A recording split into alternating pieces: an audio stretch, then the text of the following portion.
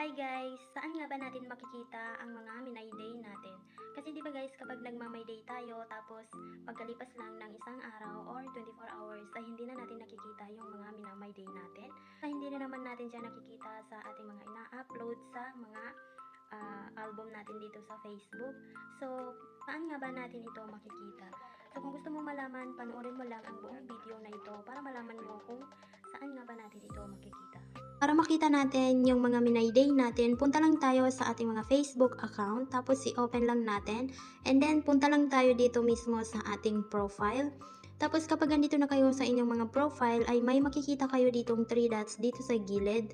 Tapos i-click nyo yan. Pag na-click nyo na siya guys, ay hanapin nyo lang ang archive. So kapag nahanap nyo na, i-click nyo lang ang archive. Tapos dito naman meron kayong makikitang story archive dito sa pinakataas. Tapos i-click nyo lang. So, ayun guys, ito na yung mga Minay Day nyo. So, dito nyo na makikita lahat-lahat ng Minay Day nyo. Simula pa nung umpisa, simula nung pinaka May Day nyo pa. So, dito nyo siya hanapin kasi dito nyo siya makikita. Lahat-lahat ay nakasave dito. So, itong mga Minay Day natin na to ay hindi natin siya makikita sa ating mga uploads sa halimbawa sa album, sa photos sa Facebook. So, hindi siya makikita dun guys. Dito nyo lang makikita sa story archive. So kung gusto niyo naman na i-private or i-public, ay pwede niyo itong i-public or i-private. So i-click mo lang itong settings sa taas, tapos dito guys, i-click mo lang itong see all story settings. Tapos dito meron kayong makikita na choose who can see your stories and manage your story archive. So pwede niyo siya ditong i-private or i-public. So, meron namang 4 na options dito. So, una, who can see your stories. So, pwede mo siya ditong i-private or i-public. And then, dito sa pangalawa, sharing options. So, pwede nating i-off yung stories natin para walang makashare. Halimbawa, kapag merong gustong mag-share ng My Day natin, pwede natin itong i-click.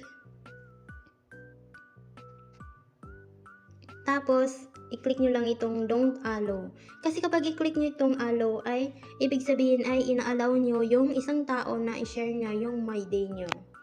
So, dito naman sa pangatlo guys ay save story archive. Save your stories automatically after they disappear. So, pwede natin i-save yung ating stories sa archive. So, dito guys, kapag in-off natin to ay hindi masasave yung My Day natin after 24 hours dito sa archive. So, hindi na natin makikita yung My Day natin kapag ini-off natin yan. So, dapat naka-on lang yan para diretso siyang na-save sa ating mga story archive. Ito naman sa stories you muted, review people you previously muted. So, ito naman yung minute mo or yung, halimbawa kapag nag-stories ka tapos merong isang taong ini-hide mo yung stories mo na yon na ayaw mong nakikita niya yung mga stories mo. So, dito mo naman yun i-click. So, ganun ang kadali guys kung saan natin makikita yung ating mga Minay Day. So, kung nagustuhan mo ang video na ito, don't forget to like, share, comment, and follow. Thank you for watching.